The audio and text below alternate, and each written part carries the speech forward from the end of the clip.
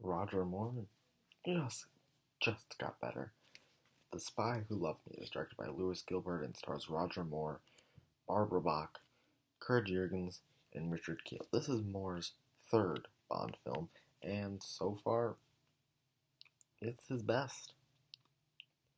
The movie opens with, well, a lot.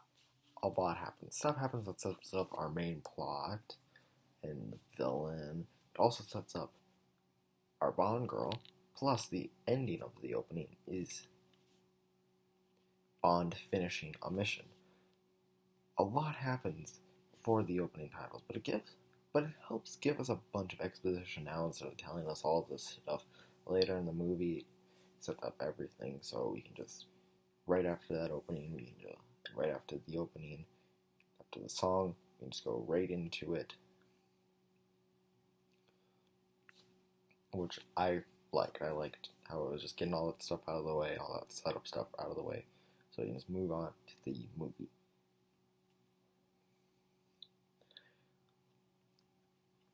The opening action scene with Bond is fun, and it ends with just a spectacular ski jump stunt. I've been really happy with the stunt work of all these Bond movies, especially Roger Moore with that incredible car flip in Man with the Golden Gun, and now this ski jump sequence in this one. I just think they're really hitting it out of the park with this. The score is very different. As regular Bond composer, John Barry was unable to return. A different composer was brought on, Marvin Hamlisch. His score is very different from the rest of the series. His work for the opening song, sung by Carly Simon, is really good. That song is amazing. Nobody does it better. I really love that song. It's been stuck in my head ever since I saw the movie, and I love it. But a lot of times his music is very disco-y. It doesn't always fit the tone of the scene, although this movie feels very comedic. As there's not only a Jaws reference as in the movie, they just straight up play the theme from the movie Lawrence of Arabia. But the score isn't bad. The synth sounds they do for the henchman Jaws, two different Jaws, it's very eerie and creepy. I liked it. The original villain for this movie is going to be Blofeld, and you can tell us Steinberg feels like a poor imitation. He's uninteresting, and his death isn't that exciting. Thankfully, his right-hand man, Jaws, is great. He's incredibly intimidating as a giant, imposing figure, but he's also a hilarious, goofy delight, and I always got excited when he showed up on screen. I liked how he was close to being an unstoppable killing machine, but wasn't over the top. Like, he was bested.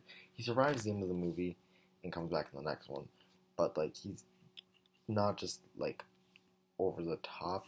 Like, he's very goofy, but it works in what they're doing. I always found it exciting whenever he showed up, and thankfully he's in the movie because otherwise the villain department would have been seriously lacking. The Bond girl, Anya Amosova, is actually really underrated. No one talks about her enough.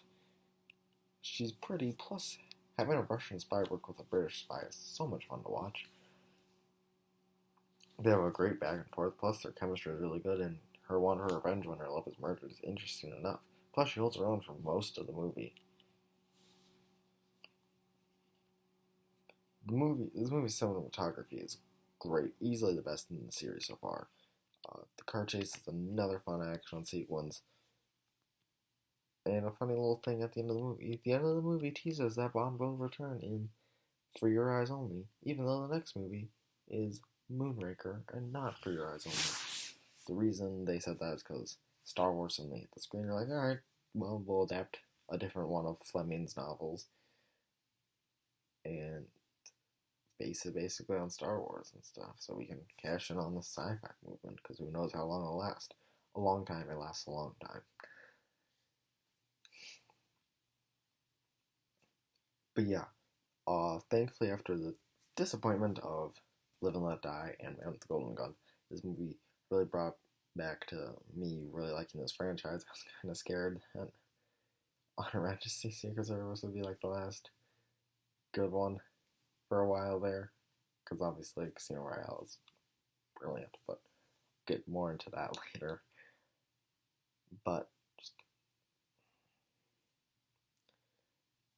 thankfully, the series kind of fixes itself with this one. So yeah, not so much for Moonraker, but we'll get into that when I review it. So I'm going to give The Spy Who Loved Me a 87 water bikes out of 100. This is a fun movie. I really enjoyed it. Have you seen this movie? If so, tell me what you thought about it in the comments below. If you like this review, make sure to like and subscribe. This is Jordan from Jordan Reviews. Signing off.